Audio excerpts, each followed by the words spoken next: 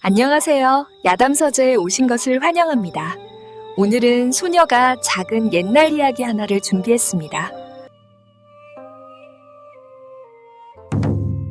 옛날 영남 산골짜기에 초가집 하나가 있었습니다. 바람이 골짜기를 훑고 내려올 때마다 소나무는 사람 숨결처럼 쉬익쉬익 울었습니다. 그 소리는 마치 누군가가 깊은 한숨을 내쉬는 것 같기도 하고 때로는 아기를 재우는 자장가 같기도 했지요. 낮에는 산새가 울다 지치면 골짜기 메아리가 돌아왔고 그 메아리는 산등성이를 3번 넘어 다시 돌아와 작은 울림으로 변했습니다.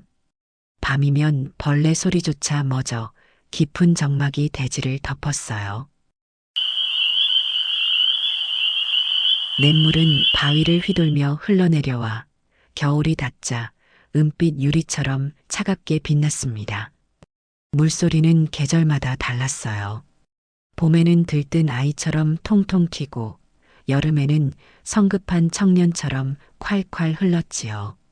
그 산자락 끝에는 돌담이 반쯤 허물어진 초가집이 있었습니다.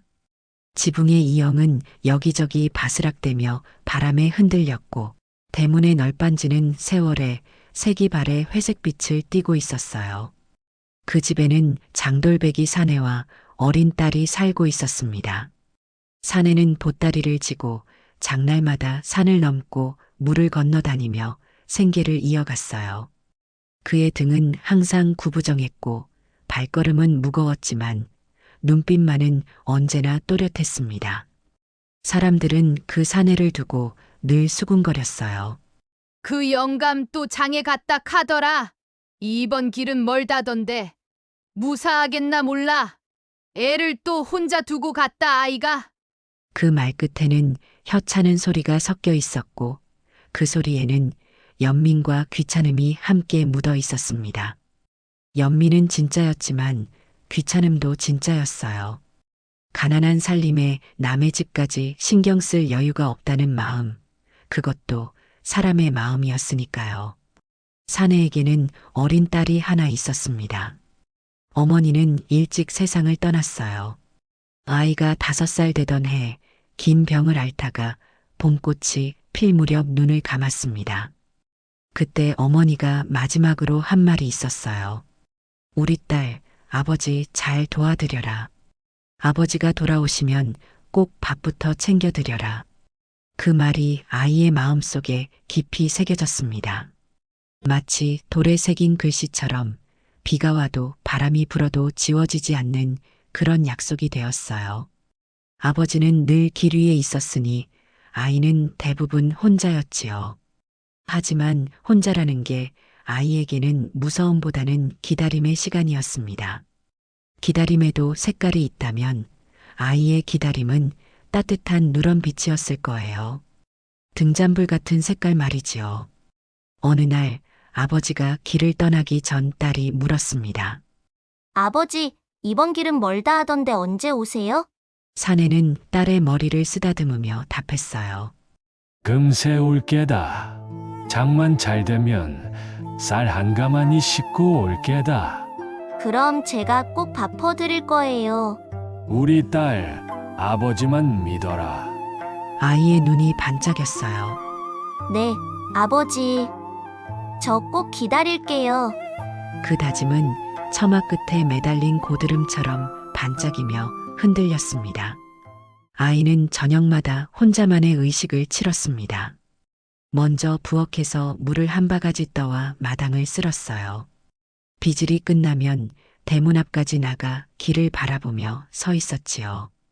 해가 뉘엿뉘엿 기울어 산등성이에 걸릴 무렵 아이는 집 안으로 들어가 등잔에 불을 켰습니다.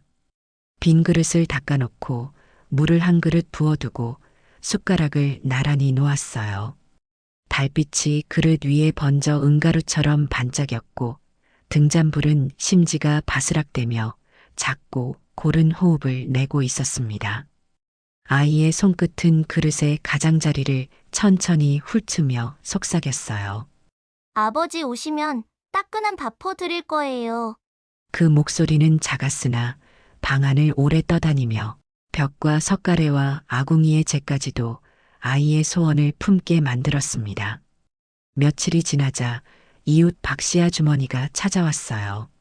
마당에서 빨래를 넣는 아이를 보고 걱정이 된 거였습니다. 얘야, 혼자서 빨래까지 다 하니? 네, 아주머니. 저 할 수 있어요. 기특하긴 한데 밥은 잘 챙겨 먹고? 네, 먹었어요. 박씨 아주머니는 아이의 야윈 얼굴을 보며 마음이 아팠어요. 그래도 혼자 먹기 쓸쓸하잖아. 우리 집에 와서 저녁이라도. 괜찮아요. 아주머니. 아버지 오시면 같이 먹을 거예요. 아주머니는 한숨을 쉬었습니다. 아이의 고집이 기특하면서도 안타까웠거든요. 마당에는 바람이 드나들었고 바람은 마른 짚을 슬금슬금 굴리고 있었습니다. 우물가에서는 물동이끼리 가볍게 부딪히는 소리가 땡그랑 울렸고 길모퉁이에서는 닭이 파박파박 흙을 차며 날개를 흔들었어요. 그래도 가끔은 작은 손길이 있었어요. 아침 일찍 대문 앞에 무 한 뿌리가 놓여 있기도 하고 저녁 늦게 밥 한 그릇이 문턱에 놓여 있기도 했습니다. 누가 가져다 놓았는지는 알 수 없었어요. 어느 날 저녁 삶은 달걀 2개가 놓여 있었어요. 아이는 그 달걀을 보며 중얼거렸습니다. 누가 주신 걸까? 고마워요. 하지만 아이는 달걀 하나는 먹고 하나는 아버지를 위해 아껴두었어요. 그림자는 저녁마다 길게 늘어져 있었지만 아이의 발걸음은 늘 문간으로 향했습니다. 기다림은 아이의 하루를 지탱하는 기둥이었고 그 기둥은 바람에도 꺾이지 않았어요. 겨울 초입 기왓장 끝에는 흰 서리가 내렸습니다.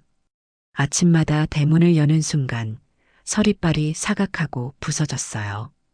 그 소리는 마치 얇은 유리를 밟는 것 같았습니다.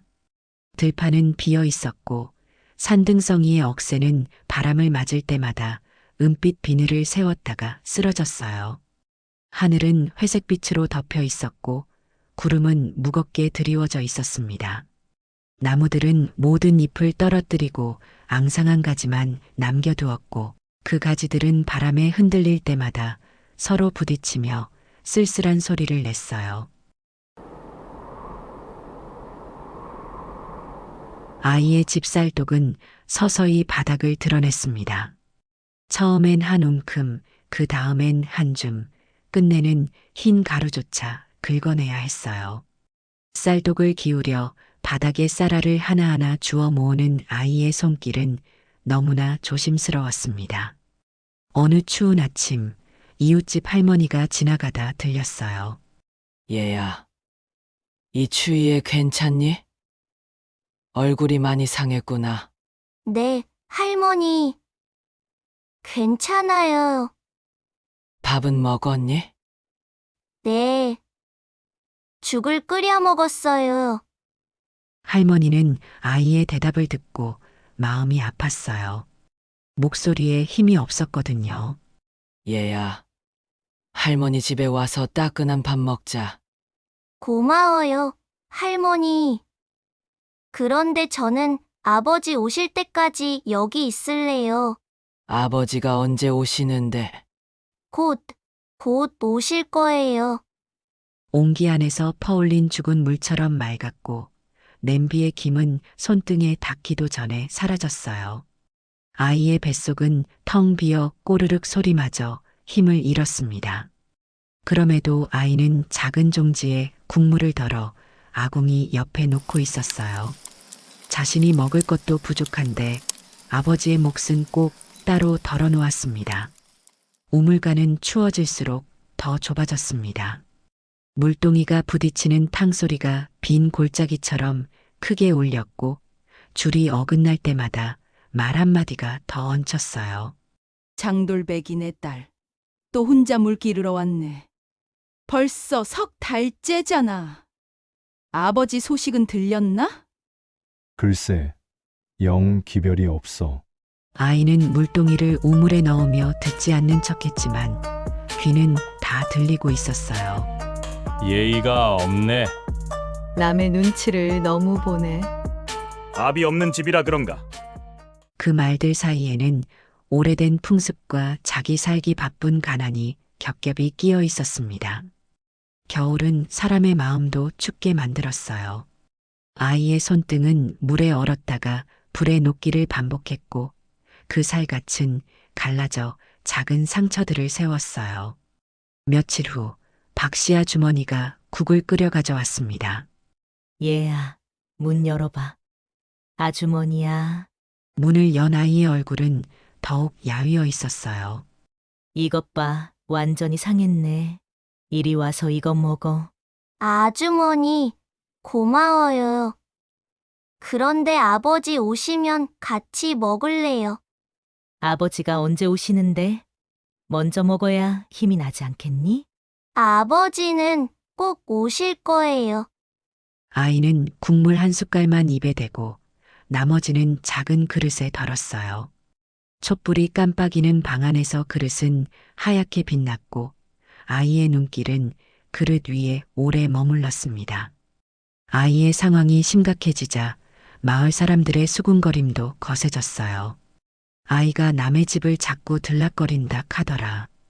굽는다 하는데 그게 다 아비 잘못이지. 괜히 도와줬다가는 뒷말 나온다. 누군가는 아이가 문간에 오래 앉아있는 모습을 보고 손사래를 쳤고 누군가는 일부러 시선을 돌렸어요. 그러나 밤이 되면 그들 가운데 몇은 담장 너머 아이 방의 희미한 불빛을 한 번 더 보았습니다. 그 불빛은 늘 문간으로 향했습니다. 기다림은 아이의 하루를 지탱하는 기둥이었고 그 기둥은 바람에도 꺾이지 않았어요. 그래도 아이는 물을 길어와 방 한가운데를 닦고 아버지 저고리에 해진 소매를 한 번 더 기웠습니다. 바늘기에 실을 꿰는 것도 이제는 어려워졌어요. 손이 너무 떨렸거든요. 등잔불은 조용히 튀었고 바늘 끝은 떨리는 손가락을 따라 느리게 움직였습니다. 아버지, 손 시리면 안 돼요. 아이는 실을 묶으며 속삭였어요.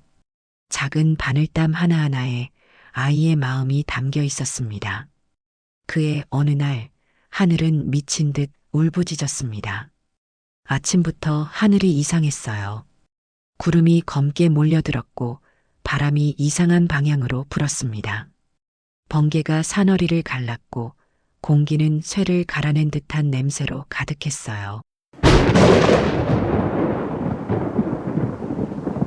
장대비가 지붕을 두들겨 방까지 떨리게 했고 골목에는 금방 강이 생겼다가 이내 사라졌습니다.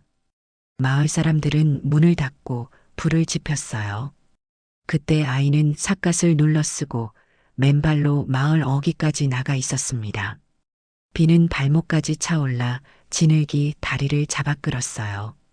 아이는 넘어졌다 일어나기를 거듭하며 하늘을 향해 절했습니다. 아버지, 꼭 오셔야 해요. 저 여기 있어요. 목소리는 천둥에 삼켜졌고 바람은 그 말을 여러 조각으로 찢어 어디론가 흩뿌렸어요. 멀리서 보던 사람들은 중얼거렸지요. 저러다 병 나겠다. 이 비의 길에 나가면 큰일 나지. 하지만 다가가 도와주는 이는 없었습니다. 믿음을 꺾었다는 말이 돌아올까 두려웠고 남의 집살이에 끼면 흉하다는 말이 그들의 발을 묶었어요. 밤이 깊어지도록 비는 그치지 않았고 아이의 입술은 파랗게 질려 떨렸습니다. 폭우가 그치고 며칠이 지났어요. 마을은 고요를 되찾았으나 아이의 집은 더욱 쓸쓸해졌습니다. 아궁이는 식은 지 오래였고 재조차 남아있지 않았어요. 아이는 문간에 앉아 길을 바라보다 쓰러지기를 반복했습니다. 손끝은 얼음장 같고 숨결은 얇았어요. 그래도 아이의 눈은 길 끝을 향한 채 흔들리지 않았습니다. 아버지, 오셔야 해요. 그 말은 이제 거의 소리라기보다 입술의 모양으로만 남아 있었어요. 저녁 무렵 아이는 힘없이 앞으로 쓰러져 눈을 감았습니다. 작은 손에는 여전히 닦아놓은 그릇이 쥐어져 있었어요. 그 그릇은 아버지를 위해 마지막까지 준비해둔 것이었습니다. 방 안의 공기는 과묵한 나무처럼 움직이지 않았고 그 정막은 밤새도록 꺼지지 않는 등잔불처럼 방을 채웠어요. 아이의 마지막 표정은 평화로웠습니다. 마치 아버지가 곧 돌아올 것이라는 믿음을 끝까지 잃지 않은 것처럼 보였어요. 아침이 되어도 문은 닫혀 있었습니다. 아이의 몸은 이미 싸늘했지만 마을 사람들은 서로 눈치를 보며 말했어요. 아버지가 돌아올 때까지 그냥 두자. 죽은 사람을 함부로 건드리면 흉하다. 괜히 우리가 나섰다가는 욕만 먹는다. 그 말들은 체면과 두려움, 가난과 게으름을 한데 묶어 만든 끈 같았습니다. 그 끈은 사람들의 발목을 잡았고 아무도 문지방을 넘지 못하게 했어요. 눈발은 마당을 덮었고 방 안 공기는 얼음처럼 굳어갔습니다. 아이의 시신은 며칠을 홀로 남겨졌어요. 그 며칠 동안 골목 끝의 소문은 바람보다 빠르게 돌았습니다. 돌담이 까마귀는 낮은 울음으로 그 집 지붕을 맴돌았어요. 마치 무언가를 지키는 것처럼 혹은 무언가를 기다리는 것처럼 말이지요. 그러던 어느 날 마을 어귀로 비틀거리며 한 사내가 들어왔습니다. 찢기고 젖은 옷, 헐거운 집신. 긴 시간 정신을 잃고 떠돌다 겨우 고향을 찾아온 장돌배기 아버지였어요. 사내의 얼굴은 수척했고 수염은 더럽게 자라나 있었습니다. 눈은 움푹 들어가 있었고 입술은 터져 있었어요. 사람들은 그를 보고 수군거렸어요. 장돌배기가 돌아왔다. 저 꼴이 뭐냐? 이제야 오다니 너무 늦었다. 사내는 집 앞에 서서 문고리를 붙잡았습니다. 손이 너무 떨려서 문고리를 제대로 잡을 수가 없었어요.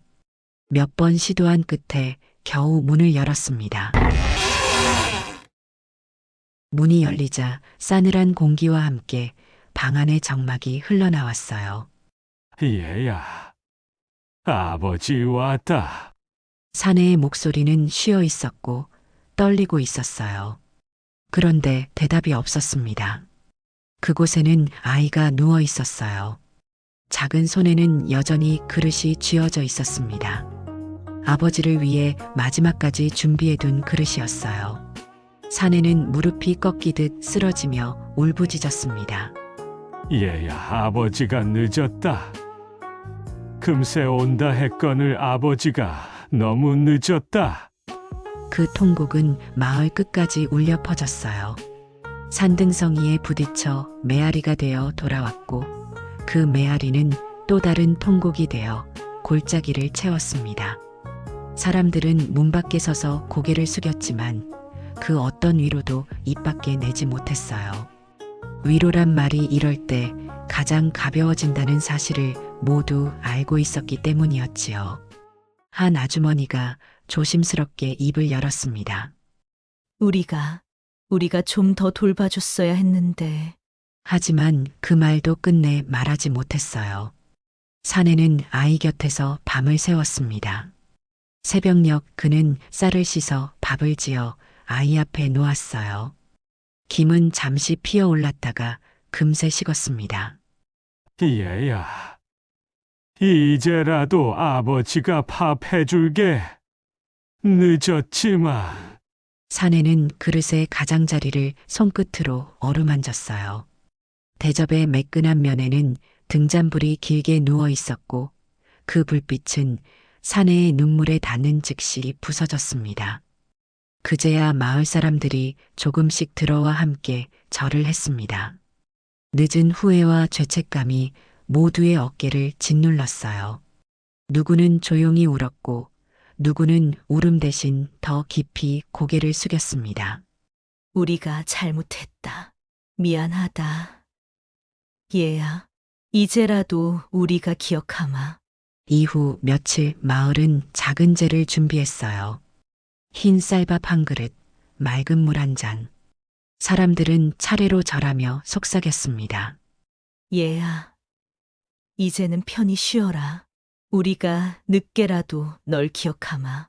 그러나 이상한 일은 계속되었습니다. 고갯길을 넘던 장돌배기들은 밤마다 아이의 목소리를 들었다고 했어요. 아버지, 오셔야 해요. 저 여기 있어요. 그 소리는 바람처럼 가늘었고 멀리서 울리는 물소리처럼 이어졌습니다. 길손들은 한번 멈추어 서서 주위를 살폈고 어떤 이는 길을 잃고 숲 가장자리로 빠져들었어요. 더 이상한 건 그 소리를 들은 사람들이 모두 같은 말을 했다는 거예요. 슬프지 않았다. 무섭지도 않았다. 그냥 마음이 아팠다. 사람들은 아이의 혼이 아직 아버지를 기다린다고 말했습니다. 그 말에는 두려움과 연민, 그리고 스스로를 변명하려는 서늘한 억양이 섞여 있었어요.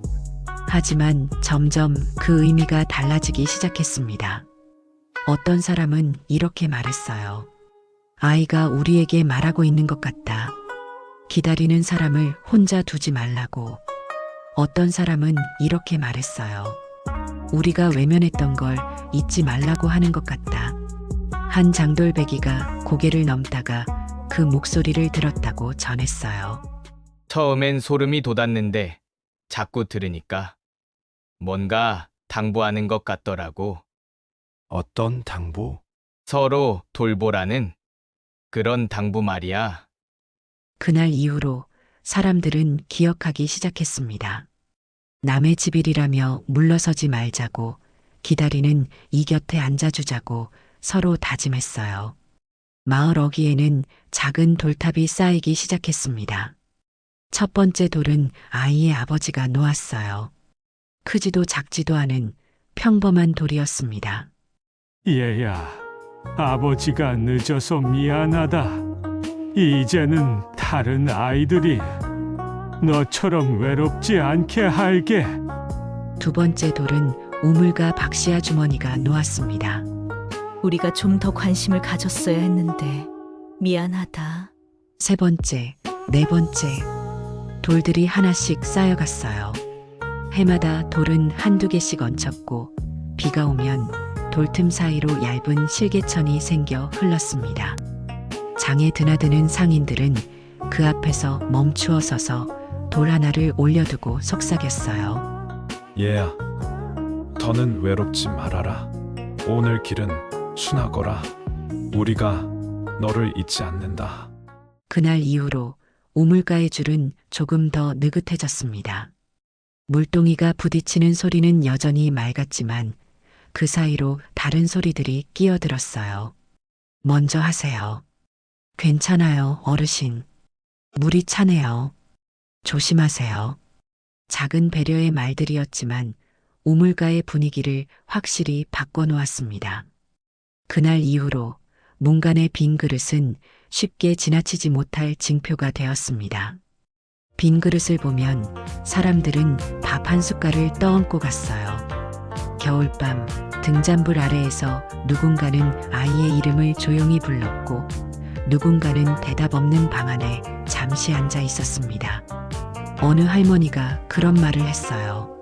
빈 그릇은 마음이 비었다는 뜻이야. 우리가 채워줘야 해. 어떻게 채워요? 관심으로, 정성으로, 작은 것이라도 나누는 마음으로 말이야. 그 잠깐의 시간이 길 위로 나서는 이들의 마음을 도타워지게 만들었어요. 그날 이후로 장돌배기들은 보따리를 여미며 마음을 하나 더 챙겼습니다. 자기 장사보다 먼저 길 위에 누군가를 떠올리는 마음이었어요.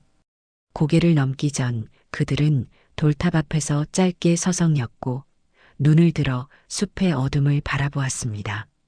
한 늙은 장돌배기가 젊은 상인에게 말했어요. 길에서는 혼자가 아니야. 누군가 너를 기다리고 있고 누군가 너를 걱정하고 있어. 그런가요? 그래. 그러니까 무사히 돌아가야 해. 기다리는 사람을 위해서라도. 어둠은 언제나 있었으나 그날 이후의 어둠은 완전히 외롭지는 않았어요. 누군가가 누군가를 기다리고 누군가가 누군가를 떠올린다는 사실이 어둠을 조금 덜 차갑게 만들었습니다. 사람의 삶은 큰 재물로 지켜지는 것이 아니었습니다. 작은 정성이 길을 지켰고 기다리는 이의 곁에 앉아주는 마음이 겨울밤을 덜 차갑게 만들었어요.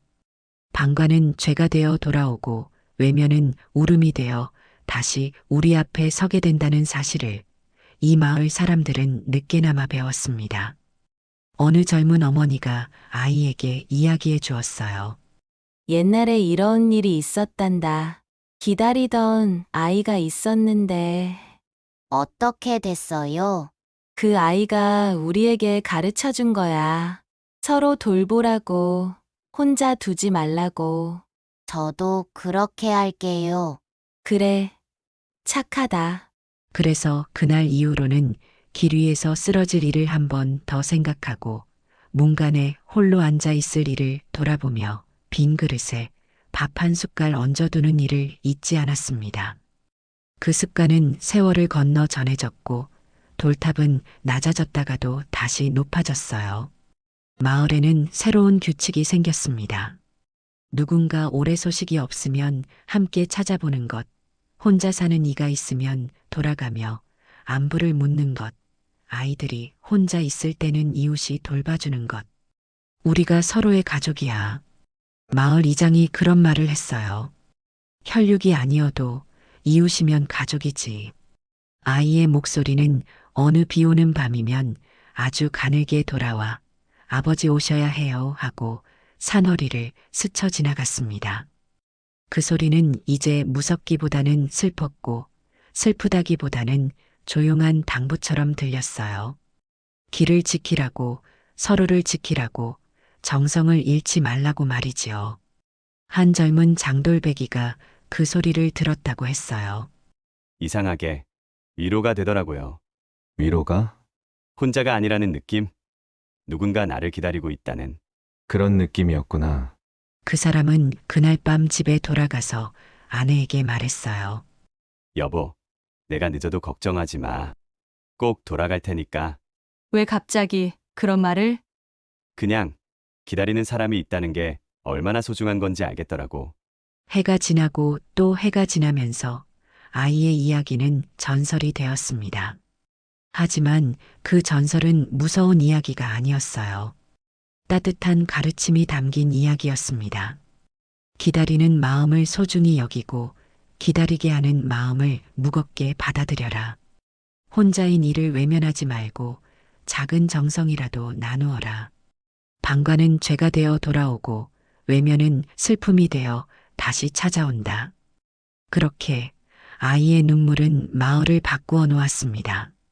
차가웠던 마음들을 녹이고 외면했던 시선들을 돌리게 하고 각자 살던 사람들을 서로 돌보게 만들었어요. 아이는 죽어서도 사람들을 가르쳤고 사람들은 그 가르침을 가슴에 새겨 대대로 전했습니다. 그래서 그날 이후로는 이 마을에서는 누구도 혼자 기다리지 않게 되었습니다. 누군가 길을 떠나면 무사 귀환을 빌어주고 누군가 기다리면 곁에 앉아주고 누군가 외로우면 함께 밥을 나누어 먹었어요. 마을 어귀의 돌탑은 오늘도 조용히 서 있습니다. 비가 오면 돌틈으로 물이 흘러내리고 해가 뜨면 돌들이 따스하게 데워져요. 그리고 그 돌탑을 지날 때마다 사람들은 잠시 걸음을 멈추고 마음속으로 중얼거립니다. 오늘도 누군가를 소중히 여기며 살겠습니다. 기다리는 일을 외롭게 하지 않겠습니다. 작은 정성이라도 나누며 살겠습니다. 그렇게 장돌배기 딸의 눈물은 영원히 마을 사람들의 마음속에 흘러가고 있습니다. 슬픔으로 시작된 이야기지만 결국은 사랑으로 끝나는 이야기. 그것이 바로 이 작은 산골 마을에 전해 내려오는 장돌배기 딸의 이야기입니다. 계속 보고 싶다면 구독과 좋아요 눌러주세요.